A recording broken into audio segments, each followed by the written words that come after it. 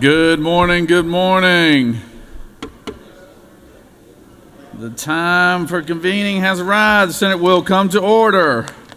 All unauthorized visitors, please exit the chamber at this time. The chair recognizes the distinguished gentleman from Noonan, Georgia, the chairman of the Rules Committee. Senator? Thank you, Mr. President, and welcome back. I hope everyone enjoyed the beautiful snow that hit South Georgia and West Georgia and other areas. We had a good time getting out with the kids, sledding around. Mr. President, we have finally got a good list of pages today that I'm very excited to announce. Out of Alpharetta, we have Nesta Chimakurtha. Out of Cumming, we have Benjamin Chupa Stallings. Out of Atlanta, we have Joanna Hahn. Out of Johns Creek, Luke Havard. Out of Cumming, we have Muhammad Lakhani. Out of Cumming, we have McKay Nelson. Out of Lawrenceville, we have Ure Njoku Obi. Out of Decatur, we have Kalea Reese. Out of Marietta, we have Jake Snyder. Out of Marietta, we have Isaac Washington. And out of Milledgeville, we have Blair Weaver. So y'all give our pages a big round of applause. We appreciate y'all being here. Look forward to working with y'all today to handle the business of this great state. Mr. President, this journal has been read and found to be correct. All right, Senator. I greatly appreciate that, and we appreciate all our young pages for being here today. So I'm glad to have each and every one of you. Is there objection to dispensing of the reading of the journal? Chair hears none. The reading of the journal is dispensed with. Is there objection to the confirmation of the journal? Chair hears none, and the journal is confirmed. All senators who have bills and resolutions to introduce, please bring them to the Secretary's desk. First reading and references to Senate bills and resolutions. Senate Bill 21 by Senator Tillery, the 19th, and others, a bill to be entitled an act to amend Chapter 80 of Title 36 of the Official Code of Georgia annotated relating to general provisions applicable to counties. Public safety. Senate Bill 22 by Senator Tillery of the 19th and others, a bill to be entitled an act to amend Article 2 of Chapter 2 of Title 20 of Education and Youth. Senate Bill 23 by Senator Albers of the 56th and others, a bill to be entitled an act to amend Article 7 of Chapter 20 of Title 47 of the Retirement. Senate Bill 24 by Senators Burns of the 23rd and others, a bill to be entitled an act to amend Article 1 of Chapter 5 of Title 48 of the Official Code of Georgia annotated relating to general provisions relative to ad valorem taxation. Finance. Senate Bill 25 by Senator McLaurin of the 14th and others, a bill to be entitled an act to amend Article 2 of Chapter 9 Public of safety. Senate Bill 26 by Senator Rhett of the 33rd and others, a bill to be entitled an act to amend Article 2 of Chapter 7 of Title 48 Official Code of Georgia annotated relating to the imposition, rate, computation, exemptions. Mr. President, that completes the order. Secretary will read report of standing committees. Mr. President, the Senate Committee on State and Local Governmental Operations has under consideration the following legislation and has instructed me to report back the same to the Senate with the following recommendation. Senate Bill 16 do pass. Respectfully submitted, Senator Clint Dixon of the 45th District Chairman. That completes the order, Mr. President.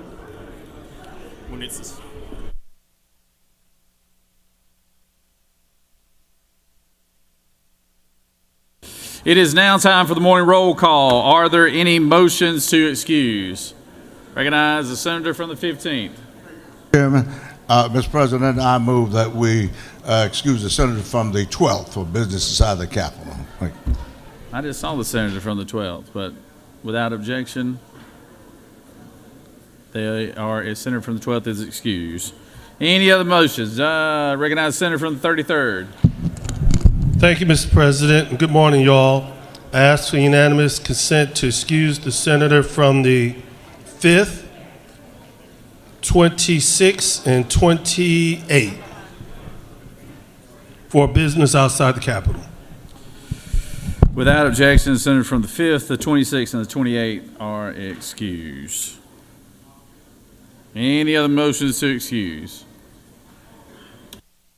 Secretary will call the roll. Senators, signify your presence by voting the yea switch. Secretary will unlock the machine.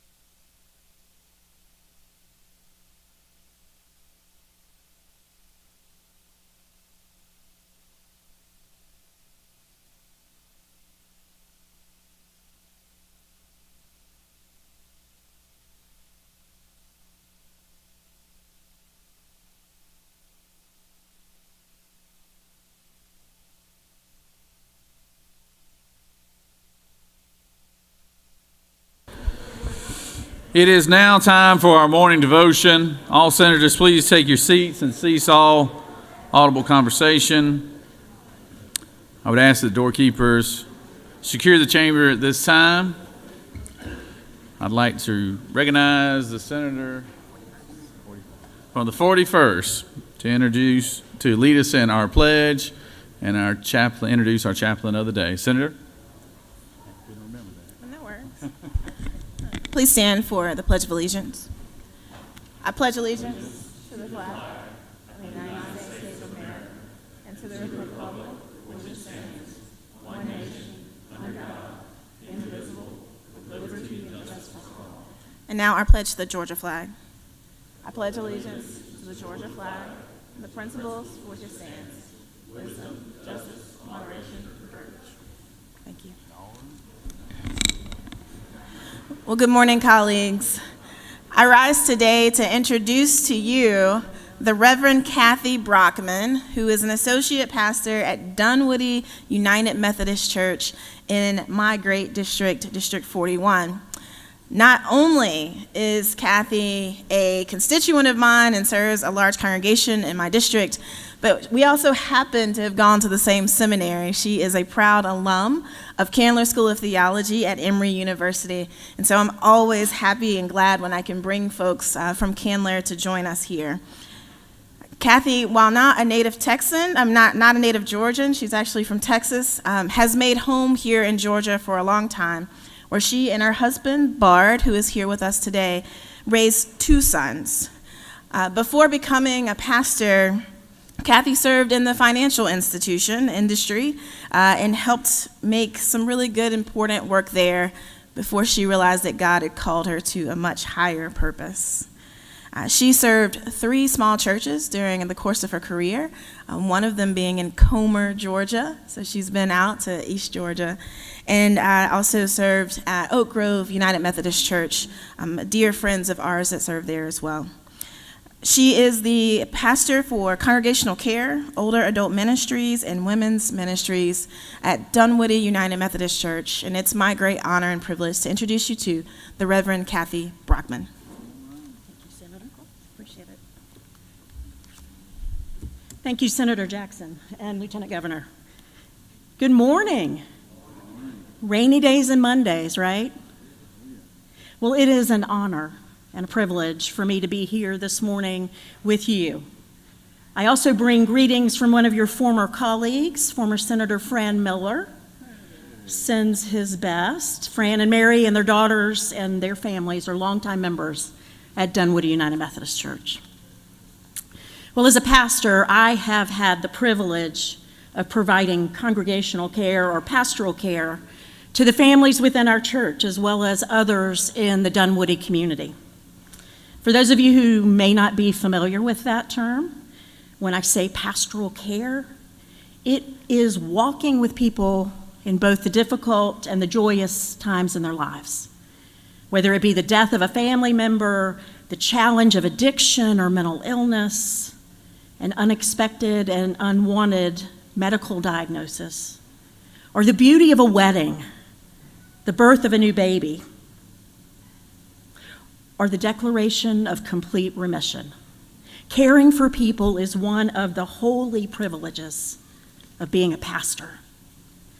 I wanted to share with you this morning two things I have observed, I have learned, and I can testify to about people.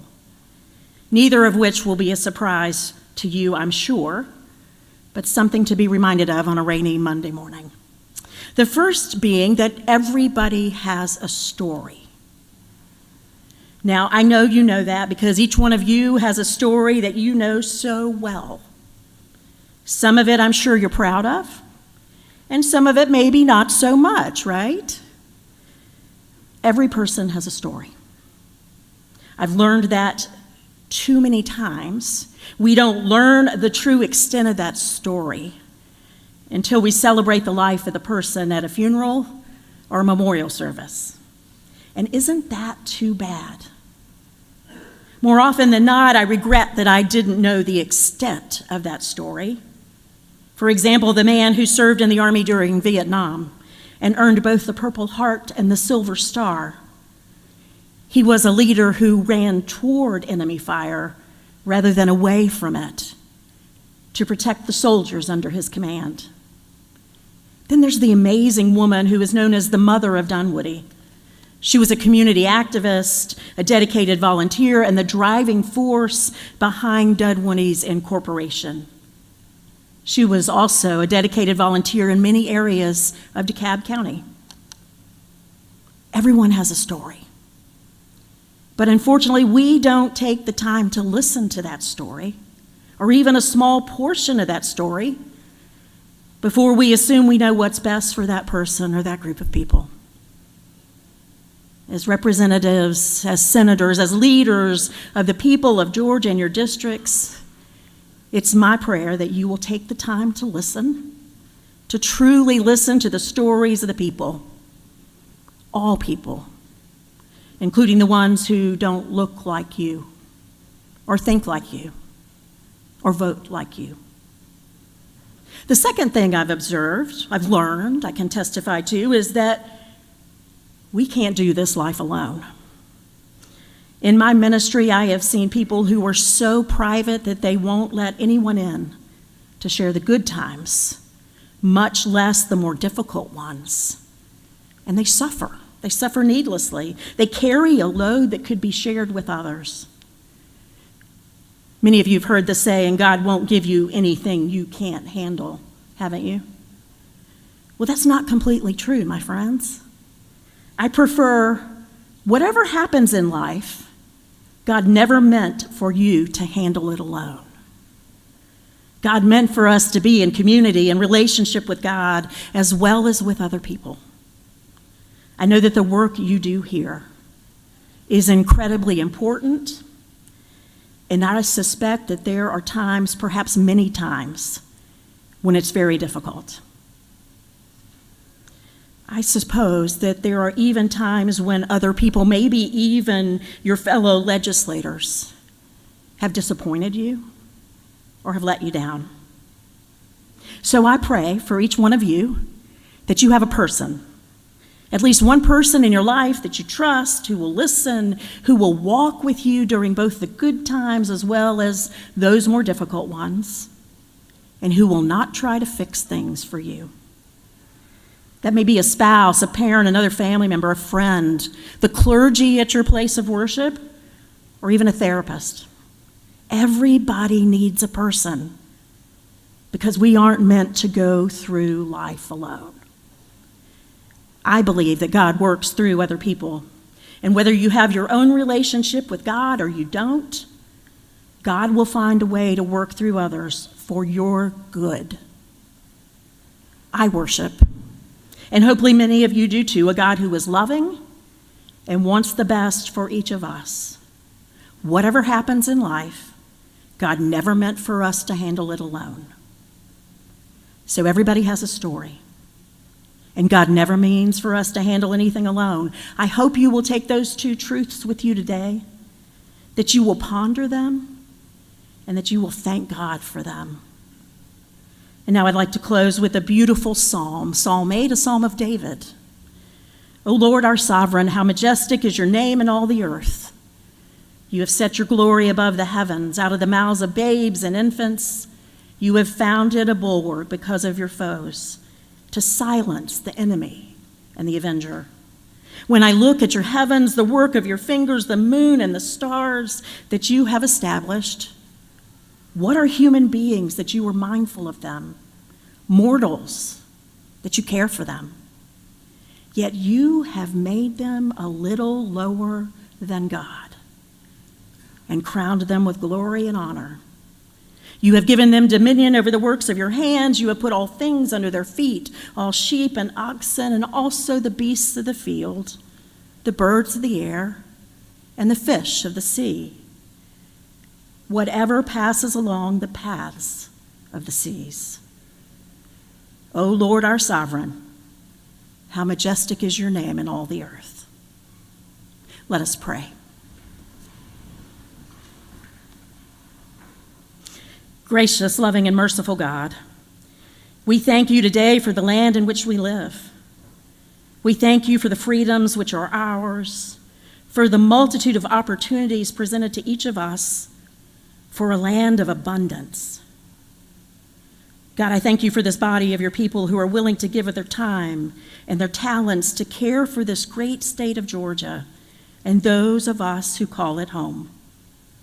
As they go about their work today, guide their hearts, their minds, their words, and their actions, that the work and all they do will be pleasing to you.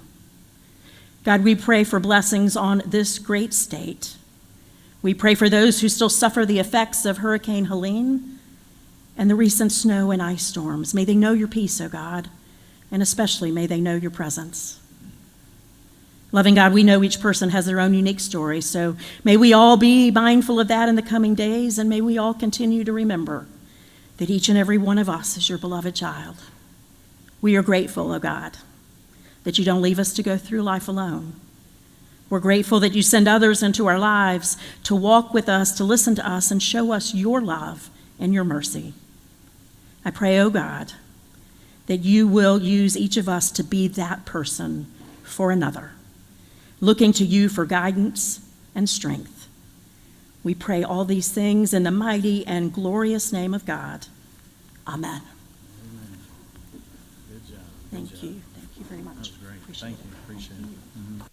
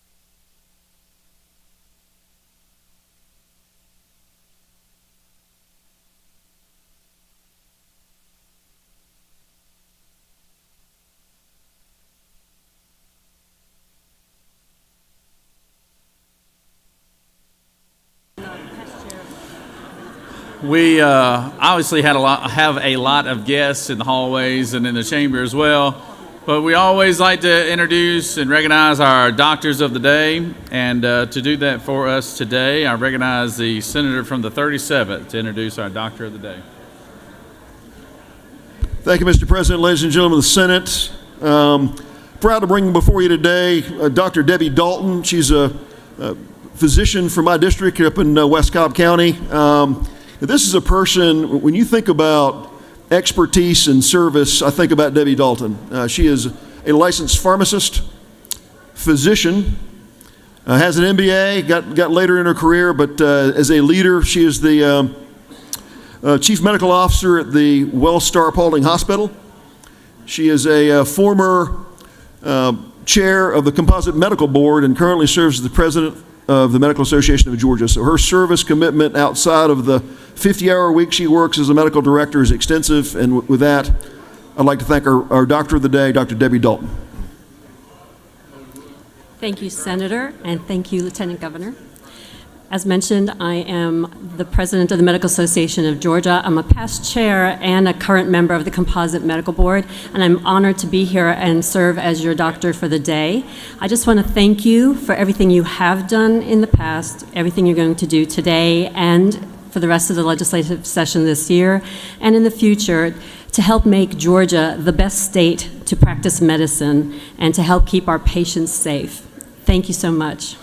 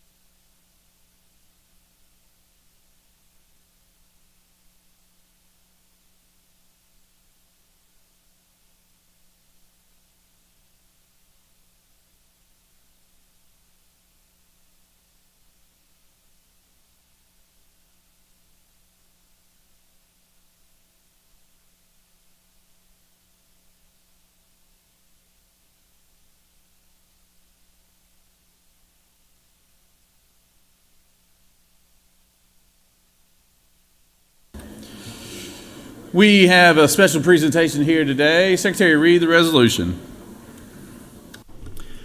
Senate Resolution 36 by Senator Halpern of the 39th and others, a resolution recognizing January 27, 2025 as International Holocaust Remembrance Day in the state of Georgia and reaffirming the commitment to combat anti-Semitism and for other purposes. Whereas January 27, 2025 marks the 80th anniversary of the liberation of Auschwitz-Birkenau, the largest and most notorious Nazi concentration and extermination camp. Whereas International Holocaust Remembrance Day is a solemn occasion to honor the 6 million Jews and millions of other innocent victims who perished during the Holocaust, while also serving as a reminder of the enduring need to confront hatred, bigotry, and anti-Semitism. Now therefore be it resolved by the Senate that the members of this body recognize January 27th, 2025 as International Holocaust Remembrance Day in Georgia, honor the memory of the victims of the Holocaust, condemn all forms of anti-Semitism and hate, and reaffirm the commitment to fostering a state that stands firmly against prejudice and discrimination. Mr. President, that completes the order. Is there objection to the adoption of the resolution? Chair hears none. The resolution is adopted. This group was instrumental in being kind of the backbone and ground game for us getting our anti-Semitism bill passed last year, and we greatly appreciate them for that and all their hard work. And I recognize the senator from the 39th to speak to the resolution. Thank you, Mr. President. So as you heard, today we are gathered to recognize January 27th as International Holocaust Remembrance Day. And I'm glad to be joined by Consul General of Israel, Anat Sultan Dadon, and member of her team, Karen Eisenberg-Jones, as well as Sally Levine is in the building somewhere. She is the executive director of the Georgia Commission on the Holocaust, but we do have other commission board members with us in the gallery this morning, along with commission members who are in our Senate. I don't know their numbers. As you see, and myself and my co-chair of the Georgia-Israel Legislative Caucus. And so this year, as you heard, marks the 80th anniversary of the liberation of Auschwitz-Birkenau, the largest Nazi concentration and extermination camp where over 1 million innocent people were murdered. So as we honor the 6 million Jews and countless others who perished during the Holocaust, we reaffirm our commitment to remember and educate future generations about these atrocities. In our own state of Georgia, in 1998, the legislature passed HB 1664, which established the Georgia Commission on the Holocaust as a permanent state agency charged with creating educational programs for Georgia citizens and operating as a secular, nonpartisan entity tasked with preserving the memory of the Holocaust, promoting public understanding of its history, and reminding citizens to remain vigilant against hatred, racism, anti-Semitism, persecution, and genocide. The legislature itself has taken its own important steps to combat anti-Semitism, and recently, members of the General Assembly met with hostage families affected by the tragic events of October 7th, where individuals were taken hostage by Hamas. One such family member was Yarden Gonen, who advocated for the release of her sister, Romy, who was held captive for 470 days before she was released miraculously during that same week that Yarden came and visited us here in Georgia. Yes.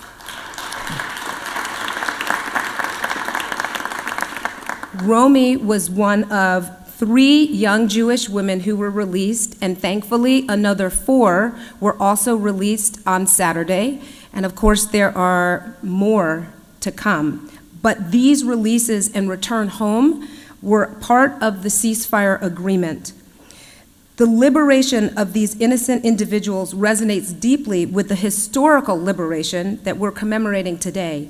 As we honor the memory of those who suffered and perished in the Holocaust, we echo the solemn vow, never again. And as we pray for peace in the region and the end to all of the bloodshed and suffering, we also pray for healing and a sustainable new way forward. I now have the great privilege of welcoming my friend, Anat Sultan Dadon, the General Counsel of Israel, to speak.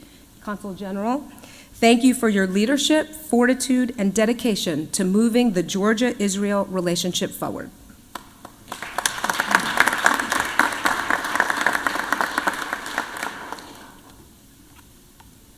In 2005, the United Nations General Assembly unanimously adopted a resolution introduced by the State of Israel designating January 27th as International Holocaust Remembrance Day. This date was chosen as it marks the liberation of the Auschwitz-Birkenau concentration and death camp. 80 years ago today, on that day of liberation, approximately 7,000 survivors were left to be liberated in Auschwitz. That is what had remained from over 1 million Jews who had been deported there. From 1941 to 1945, 6 million Jewish men, women, and children were systematically murdered throughout Nazi Germany and German-occupied territories as the world stood silently by. Because the world stood silently by. I would like to share with you the words of Holocaust survivor Yosef Vinel, who died 1 month ago at the age of 98. These are the words he wrote after October 7th. My name is Yosef Vinel and I am 97 years old. I escaped the flames of the Nazi beasts, but my entire family was consumed by that inferno. Ripped from my deep roots, I built a memorial from basalt stones, a tribute to those who were lost. On the verge of collapse, drowning in despair, I clung to this land and planted myself in Zion. I married Aviva, and together we raised two wonderful children, Ofer and Nurit. Ofer and Michal blessed us with 4 grandchildren in Kibbutz Kfar Aza. Nurit and Mickey gave us 6 more. I watched as my family's tree took root in the soil of our homeland and flourished. But then, without warning, on October 7th, 2023, evil struck again. The nightmare returned: fire, ash, the slaughter of innocent lives. My beloved grandson Yahav, the one closest to my heart, was murdered while protecting his wife Shaili and their newborn daughter Shaya. And my precious granddaughter Hadar, along with her husband Itai, were brutally killed while shielding their 10-month-old twins, Ro'i and Guy. Once again, I find myself depleted, drowning in sorrow. This time, there is no earth left for me to hold on to." End of quote. On October 7th, our collective memory was awakened with the horror of the reality in which, again, Jewish men, women, and children were slaughtered for the crime of being Jewish. But there is a stark difference between then and now: the existence of the State of Israel. While we face genocidal enemies bent on destroying Israel and the Jewish people, we no longer have to rely on the protection of others. We no longer have to depend on the world's mercy. We have a sovereign nation and an army to defend ourselves, which is what the Israel Defense Forces have been doing and will continue to do in order to ensure the safety of our country and people. Supporting Israel in this existential struggle against those who seek the destruction of Israel and the Jewish people is a shared imperative for the entire free world. This moment demands unity, resolve, and a clear message to those who seek to sow hatred and fear: that we will not waver in our commitment to freedom, justice, and peace. Israel will continue to do all that is necessary to ensure the safety of our country and people while maintaining our everlasting commitment to the path of peace whenever we face leaders courageous enough to choose peace over hatred. But the war that we are fighting is not confined to Israel's borders. Globally, including here in the United States, we are witnessing rampant anti-Semitism all around us. Israelis and Jews are being attacked on streets, on college campuses, outside of synagogues, and their homes. As we join today in remembrance, we must acknowledge why we are charged with remembering. We must acknowledge that the words "never again" carry with them the sacred responsibility of a commitment to action. Just as we look at the past today with a vision that clearly distinguishes between good and evil, a vision that clearly highlights who stood on the right side of history and who was on the wrong side, who allowed for evil to spread. Years from now, the world will look back at this point in time, the time that we are in. We are the ones who share responsibility not only to remember the past, but to examine what we are doing today in order to actively stand against evil. Years from now, humanity will ask about this moment in time: where were you? What did you do? Were you silent? Did you use your voice? Children will be asked what their parents did at this point in time. History has taught us the grave danger of silently standing by, of not taking a clear moral stand, of not actively working to combat ignorance and hatred. In the face of those who shamefully remain silent, we all must be loud. We all must stand clearly on the right side of history, loud and proud. I would like to express my sincere appreciation to Lieutenant Governor Burt Jones, to Senate President Pro Temp John Kennedy, to Georgia-Israel Caucus co-chairs Senator Russ Goodman and Senator Sonia Halpern, and to so many friends and supporters here in Georgia's State Senate, for your commitment to Holocaust remembrance and to combating anti-Semitism, and for your support of the State of Israel and the Jewish people at a time when it matters most. A beautiful testament to the state of Georgia's commitment to Holocaust remembrance and combating anti-Semitism is the fact that today, in Poland, Georgia's Governor Brian Kemp is attending the official commemoration of the 80th anniversary of the liberation of the Auschwitz-Birkenau death camp. I would like to finish with a reminder that today is day 479 since October 7th, and we still have 90 men, women, and children who remain in brutal captivity in Gaza. For them, October 7th is still not over. We cannot rest, none of us should rest, until every single hostage is free and reunited with their loved ones. Most importantly, as we remember the 6 million Jewish men, women, and children who were murdered in the Holocaust, we know also that out of the ashes of the Shoah, the Jewish people have prevailed, survived, and thrived. We will overcome today's enemies as well. Am Yisrael Chai, the people of Israel live. Thank you.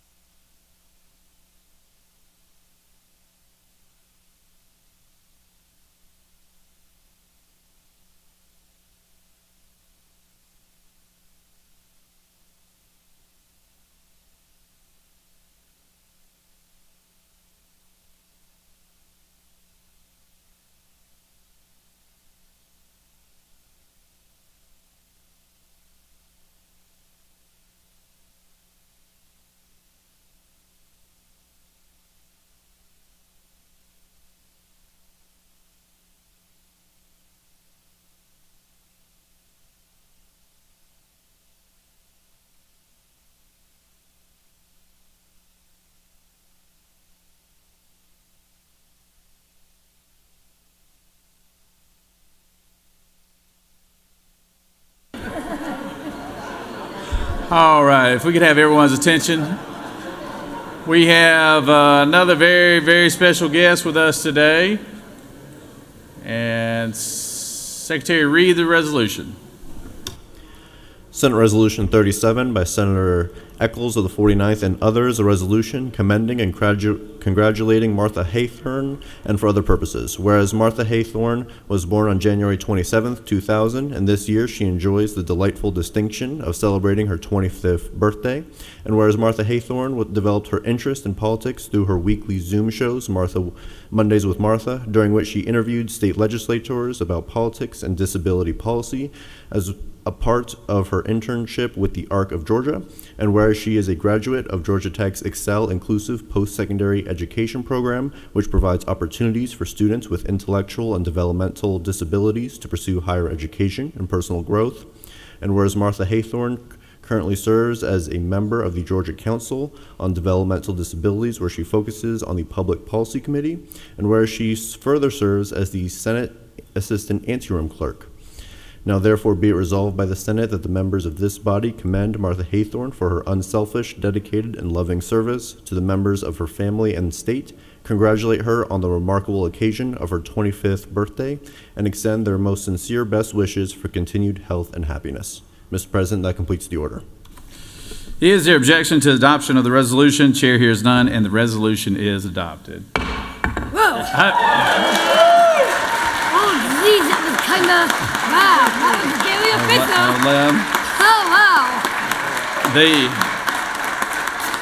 Now, Martha has started working with us this session, and she has been just an absolute joy to be around, either in the ante room or down in our Lieutenant Governor's office. And she was down in my office last week, and she was talking about that she liked it. Those of you who've been in my office, you know I've got the helmet display of all the college teams here in the state of Georgia on my bookshelf. You know, it shows you how much I read.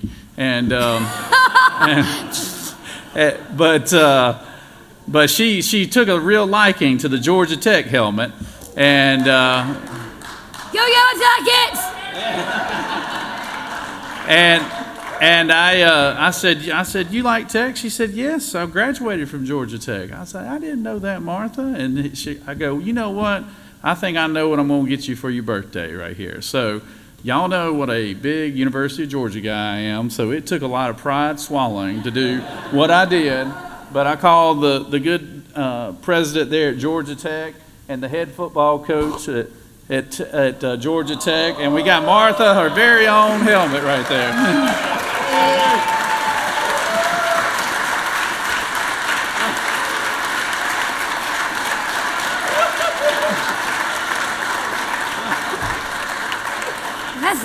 I'm ready to get in that field and take anyone down. Watch out, people. Yeah, she's going to take anybody down as a Tech fan. So. Oh, yeah.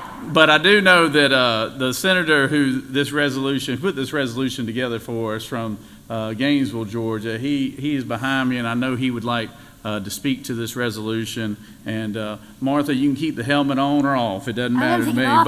But sometimes I wish I had a helmet in this room. So go ahead.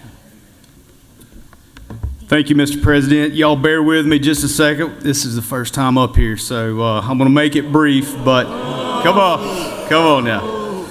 Colleagues, I rise today to not only celebrate a beautiful young woman's birthday, but also to recognize you and your work on Senate Bill 384, the Georgia as a Model Employers Act. Thank you to the senator from the 4th for authoring this legislation and being a champion for adults with developmental disabilities. Thank you to all my colleagues for supporting this important piece of legislation. I don't think anything speaks louder than this body hiring her out the gate this year, this quickly. The Games Act was not only a dream and an idea, but we've made it a reality here in this chamber, so thank you guys.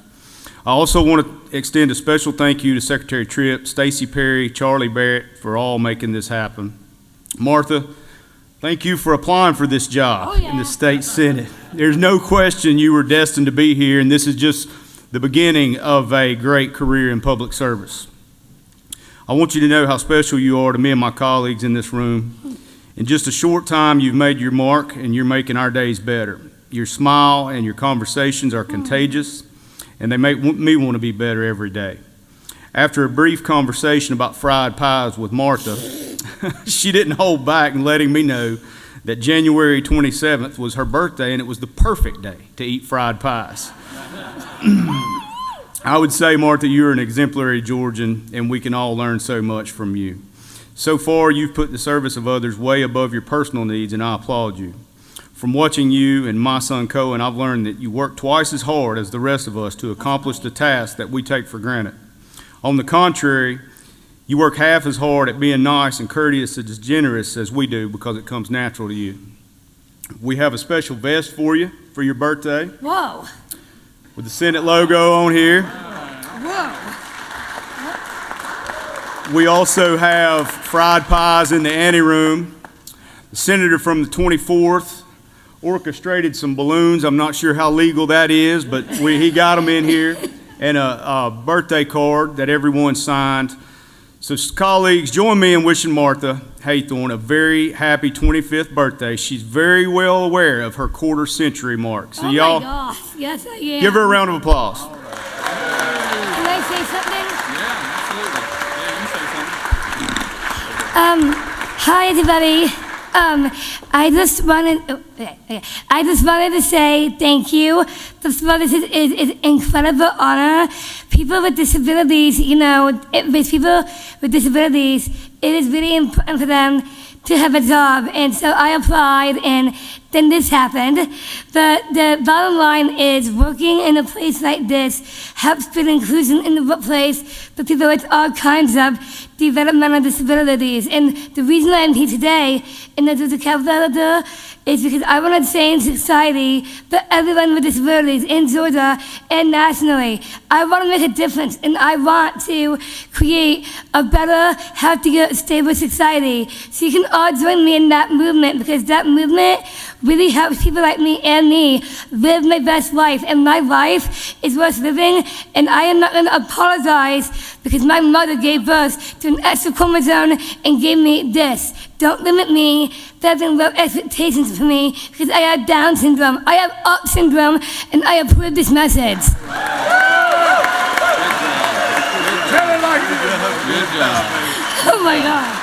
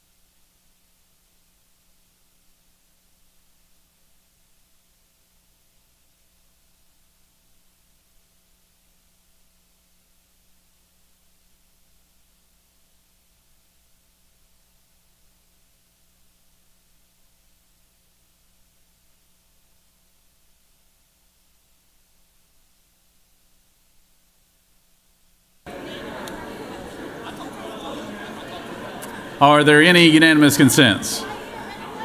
I recognize the pro tem from the 18th.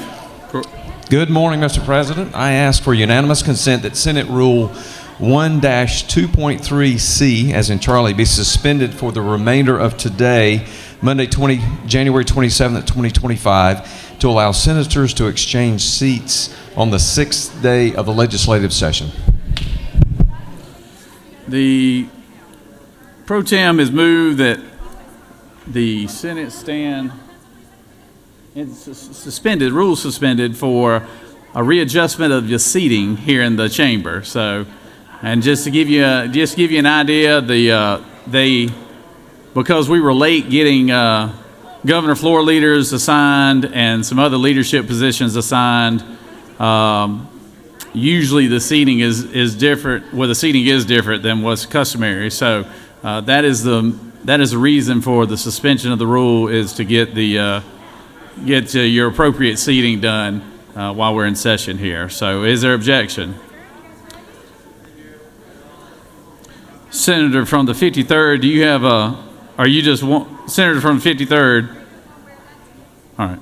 With no objections to the motion? All right, so proceed.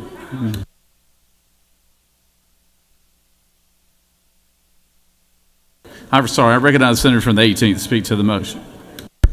Thank you, Mr. President. Good morning, colleagues. As y'all know, we usually, under the rules, have one day, the first day of the legislative session, to swap seats. And because, as our president explained, the delay in what is our normal process of unfolding in the first few days, I want to thank Secretary Tripp, who has kindly suggested and allowed, if you will, assuming there's no objection to that being allowed now, his office is going to allow it. But please, two things need to happen. If you want to switch seats, make some arrangement with your best friend or maybe someone you want to be closer to or get away from, whatever your motivation is. But secondly, you have to get written communication to Secretary Tripp's office by 5 o'clock today. So this rule is only good for today, and he said he will accept an email or written letter, note, whatever it may be. So if you worked out a deal to switch seats, please give our secretary written notice of that received by him by 5 p.m. today. Any questions? I'm happy to answer any questions. This is just allow us to set our chamber seating the way we want. I don't see any questions, Mr. President. I'll yield the will. Thank you.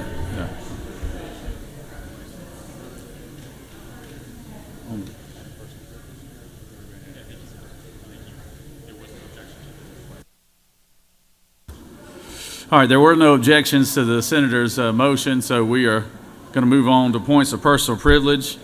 I recognize the good lady from Rockdale County. I understand she has some special guests with us today. Recognize the senator from the 43rd.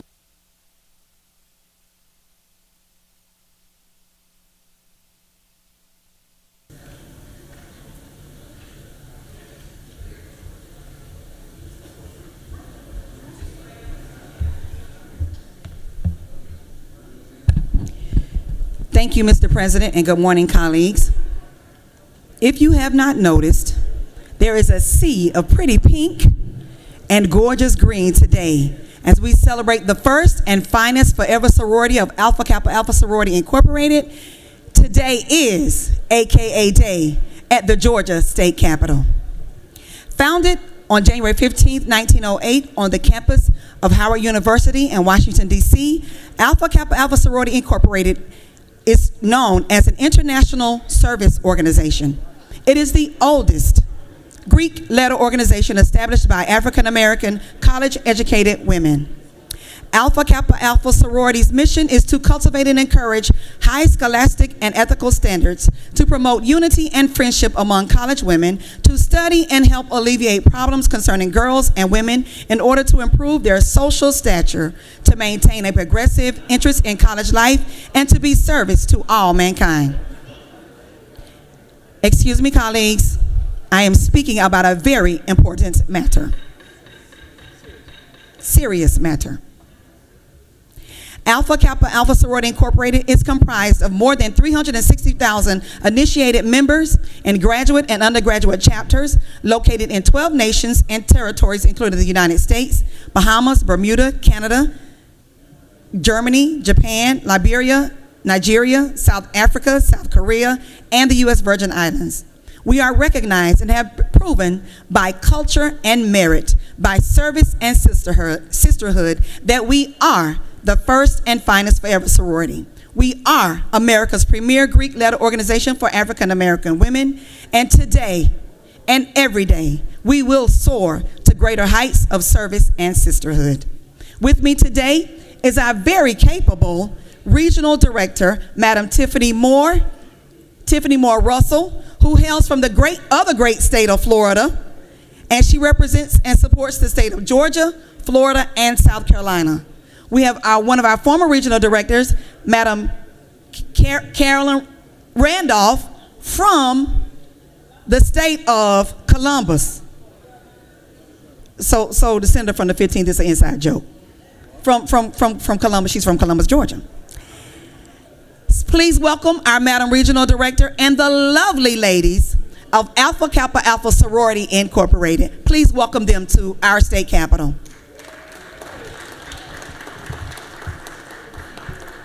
Thank you so very kindly, Mr. President. I yield the will.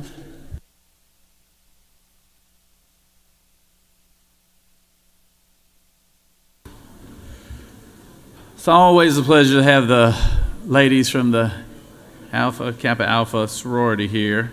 They always come out in strong numbers, and I know y'all didn't disappoint again today. So y'all come on up here. Let's get a picture. Love to have a picture with y'all. I recognize the senator from the 22nd for a point of personal privilege.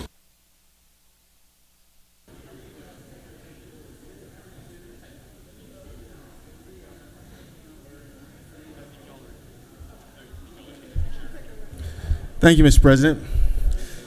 Provide a brief history for us. In 1619, the first slaves were brought to the United States of America, and with the United States began state-sponsored government discrimination. From 1619 to 1865, this state-sponsored government dehumanization took the form of chattel slavery. Generation after generations were born into slavery. Families were non-existent, and forget civil rights, there were no human rights. And this occurred generation after generation, all sponsored and made legal by the state, by the government. From 1865 to 1964, this government-sponsored dehumanization of African Americans took the form of Jim Crow and second-class citizenship throughout the United States, all sanctioned and legalized by government action. For 364 years, state-sponsored and government dehumanization policies and second-class citizenship was conducted. Finally, in 1964, with the passage of the Civil Rights Act of '64 and the Voting Rights Act of 1965, the government finally decided to attempt to address its actions and try to alleviate the effects of past discrimination sponsored by the government. Part of this effort was Executive Order 11246, which was an attempt for the government, which had for 346 years up to that point, dehumanized and treated African Americans as second-class citizens, an opportunity to at least get federal contracts. The government that purposely discriminated was now purposely trying to aid African Americans. What is interesting, though, is that although the government laws that regulated African Americans to second-class citizenship went unfettered and barely challenged for 346 years, as soon as the government attempted to redress and address these legal impediments, it was met with legal and legislative challenges. And although these laws have been gutted and watered down, Executive Order 11246 remained until last Monday, where it was rescinded. It was unnecessary rescission, mean-spirited, and perhaps the death knell for the federal government's efforts to impact state-sponsored discrimination. But that is the federal government. We still here in the state have an opportunity to do what is right by African American community and also all other communities. It is now time for Georgia to pass its first Civil Rights Act. It is now time for this state to fill the void that has now been left open by the federal government's refusal to actually enforce the law. For 346 years, the government, the state, has sponsored terror and discrimination against African Americans. We now have the opportunity to fill that void and pass Georgia's first civil rights law, which the Democrat Senate will be presenting soon. We hope that we can get everyone on board to do that and recognize the history of this country as far as racial discrimination is concerned. Thank you, and I yield the well.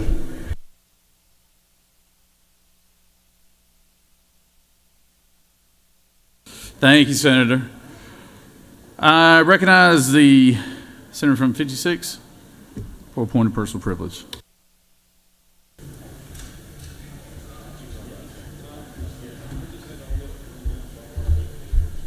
Thank you, Mr. President. We passed Senate Resolution 27 the other day, and the purpose of this resolution was to recognize and commend Intuitive for the contributions of patient care and its business achievements and growth throughout Gwinnett County and all of Georgia. I rise today to share some information about what this company is doing that's rather extraordinary when it comes to patient care, technology, and economic development. Intuitive is a pioneer in robotic-assisted surgery. You or someone you know may have had what they call the Da Vinci surgery, and it may sound familiar. This is Da Vinci Institute's flagship robotic surgery.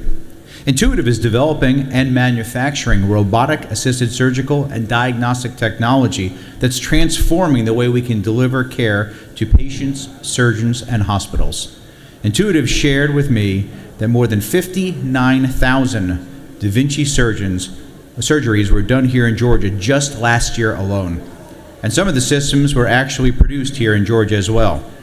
Intuitive has a large Georgian presence since 2011, and they're currently in the middle of a $500 million expansion, which Governor Kemp announced just a couple of years ago as they ramp up their headcount here in Georgia. I'd like to encourage each one of you to read the information that's on your desk, as well as tomorrow, you'll be able to visit their mobile mock operating room and lab that will be at a big tractor and trailer right here across from the Judicial Building. There's a blue flyer that gives you more information on your desk. I hope you'll have a chance to come enjoy this opportunity where you can use the robot as a surgeon would. Other key points that you might be curious about is last year, as part of their campus expansion, Intuitive had almost 600,000 square feet of LEED Platinum certified manufacturing facility where they're producing the next generations of Da Vinci surgical equipment for shipment all around the world. And next year, they expect to open a new state-of-the-art training facility where they'll continue to train surgeons and care teams. They already train more surgeons and care teams in Georgia than anywhere else in the world. This building will allow them to increase their capacity and serve more patients.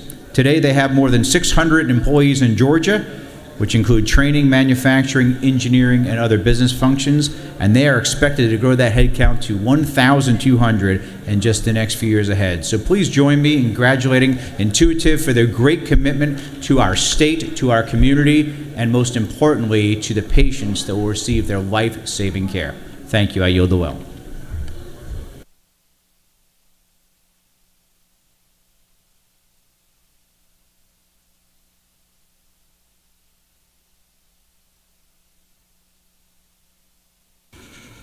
Thank you, Senator. I recognize the senator from the 14th for a point of personal privilege.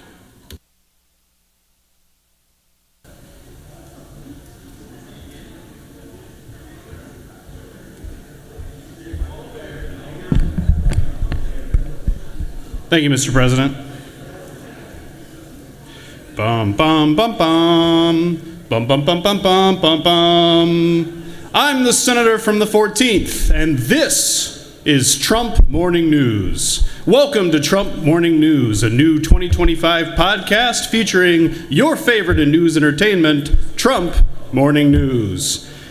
We'd like to introduce our podcast today and give you a couple guidelines and thoughts about what to expect over the course of this season's podcast. It's impossible, frankly, to capture all of the Trump news that comes across your desk. It's a little bit tiring, am I right? But we're going to do our best as Senate Democrats to highlight a couple of the biggest Trump stories from the last week to give you a sense of the health of your democracy. Today in Trump Morning News, you have on your desk a call log from a Sergeant Gonell, former Capitol Police. He is a crime victim. We have talked a lot about crime victims in this chamber. This is a list of calls from the United States Department of Justice. Typically, this is not the type of list of calls you would like to receive on any given morning, but Sergeant Gonell received these 10 or so calls the morning of January 21st. Why? Each individual call is a call from the Department of Justice notifying Sergeant Gonell that one of the offenders that he testified against on January 6th, relating to January 6th, had been released from custody. Why?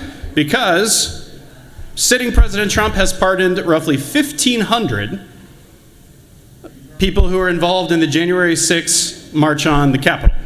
some are calling it an insurrection. Normally, when you are a crime victim of, let's say, rape, sexual assault, or a very serious crime, it is life-changing to get one of these phone calls, because it means you've risked your life to go to court and testify against somebody violent who might want to hurt you if they're released. Apparently, he picked up one of these phone calls, I guess, just to figure out what was going on. It's in color. We don't know what's going to happen yet with all of the Proud Boys and other folks who were released by President Trump, against his vice president's wishes, by the way. VP J.D. Vance went on record saying that he didn't think the violent offenders from January 6th should be pardoned. But they were. And now they're already on message boards and comments threatening the same people that they antagonized, drove to suicide on January 6th. Same type of people. The officers. So again, crime victims and officers. Two people that we say we care a lot about in this chamber on a regular basis. So again, we're the state government. We can't do much.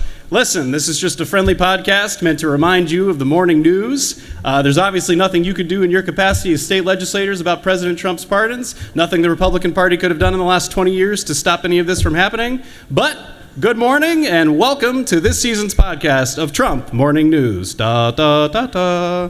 Thank you, Mr. President. All right, Senator. I hear CNN's hiring. I hear they're hiring. They pay a little better than this room does, too. Allegedly, I don't know. All right. Recognize the senator from the 54th for a point of personal privilege.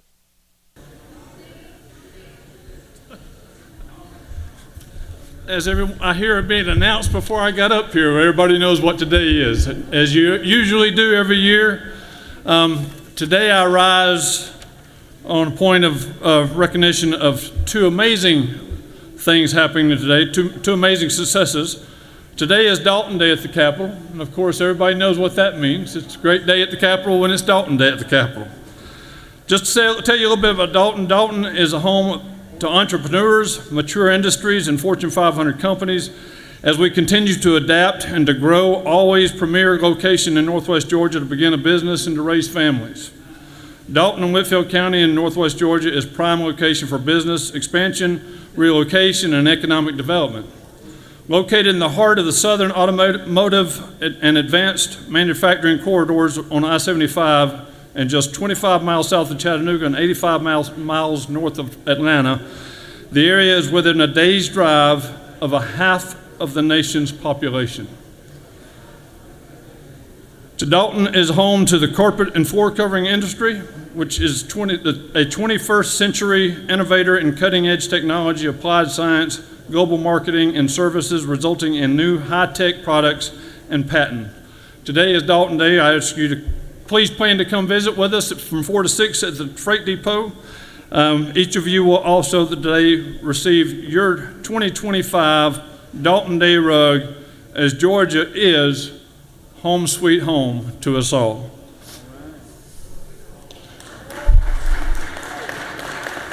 And Mr. President, as usual, you will get the first Dalton Day rug. On another occasion I'd like to speak to is the second recognition is to recognize we have special visitors here with us today in the gallery. Dalton State College is home, I get to proudly announce this, Dalton State College is home to the 2024 NAIA National Championship golf team. And if we have them sitting in the gallery, if you would please stand and let us recognize you and your accomplishment.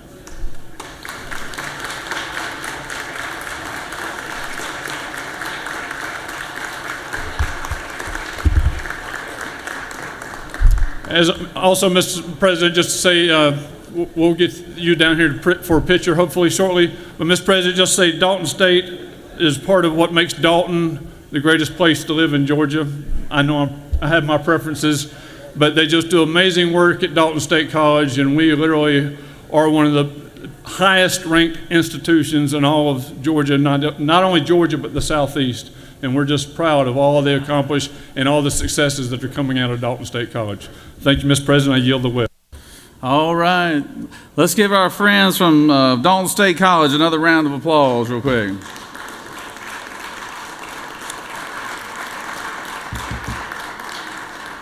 Thank you, Senator, and I appreciate the rug, and we appreciate Dalton providing those for us here in the legislature each and every year. So thank you very much, Senator. We greatly appreciate it. I recognize the Senator from the 8th for a point of personal privilege.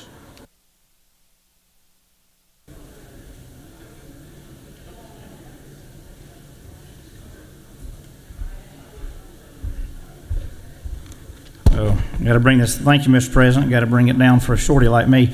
Y'all may remember almost a year ago to today, we lost 3 Georgians in the terrorist attack in Jordan. And one of them was my constituent, Kennedy Sanders. And I actually have my friend, Councilwoman Katrina Felder here. Katrina, wave at everybody. That is Kennedy was Katrina's constituent, and I got to know. I want to thank y'all, the members of this body. I think we had every member of the Senate sign the resolution honoring her life and sacrifice. We also lost in that terrorist attack Breonna Moffett from Savannah and William Jerome Rivers from Carrollton. And it's one thing as we go about talking about the issues of the day. You know, they always talk about how do you pay back a veteran? When you pay back a veteran by being the kind of American worth fighting for and the kind of American worth dying for. And this is Kennedy Sanders, and she gave her life for this country. And I want to tell y'all something. Whether or not you're a Democrat or a Republican or an independent or whatever you want to be, she gave her life, and we need to remember that. All of us, as we go about arguing the issues of the day. I've always said that those guys that were in Bastogne, do you think that they looked at each other and asked each other if they were a Republican or a Democrat before they shared a foxhole with each other? No, they didn't. They were Americans. Recently, when I presented the resolution to Sean and Oneida Sanders, I had Bill Cortez, he's a retired master sergeant, gave me this poem, and I wanted to share it with you. He wrote it. It's original. It's the final hail and farewell. Attention to orders. I thought I heard someone say, to welcome this veteran who has joined us today. Row upon row of stones stand tall, marking earlier members who had answered the call. On farms and cities, they grew up fit. They had a job to do, and they did it. The silence was broken as the procession went by, stopping in place where the hero will lie. The flag was folded, and I felt a great pride, believing those here welcome another to their side. Unknowns will thank you, and I pray you were blessed. Now join fellow warriors who gave us their best. And oh, the stories that they will tell. They're your final hail and farewell. Mr. President, if you don't mind, I'd like to ask for just a moment of silence in honor of these 3 Georgians that paid the ultimate sacrifice for this country. The Senator has requested a moment of silence. If the chamber could quiet down, please.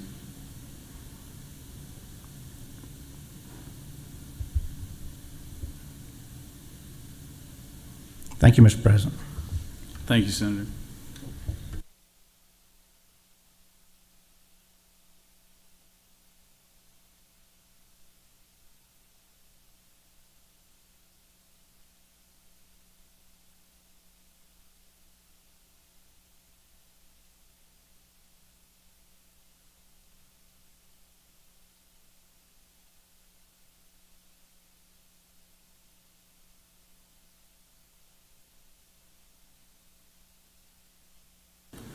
Are there any more points of personal privilege?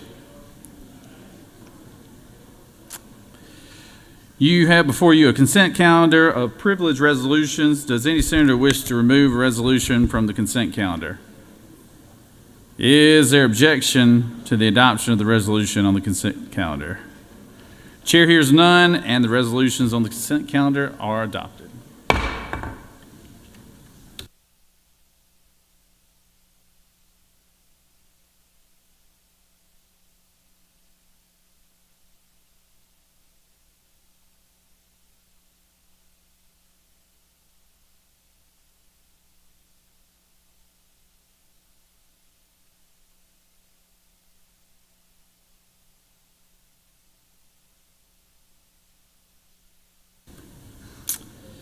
Are there any motions to withdraw or commit?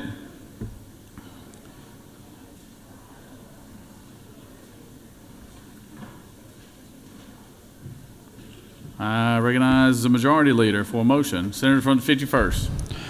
Thank you, Mr. President. I move that the Senate stand adjourned until 10 a.m. on Tuesday, January 28th. Secretary, read the announcements. Mr. President, at 2 p.m., the Natural Resources and the Environment Committee will meet in Mez 1. That completes the order, Mr. President.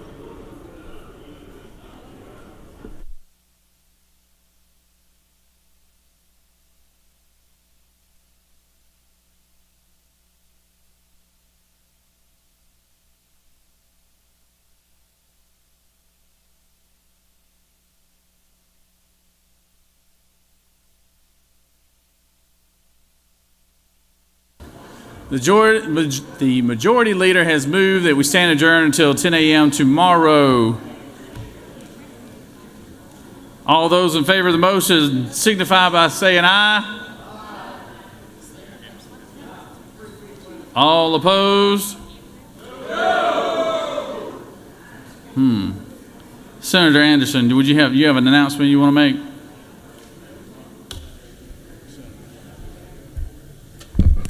As everybody sees on the board, Natural Resources will be meeting in the Mez at 2 o'clock. I'd like for all the members to be there. Thank you.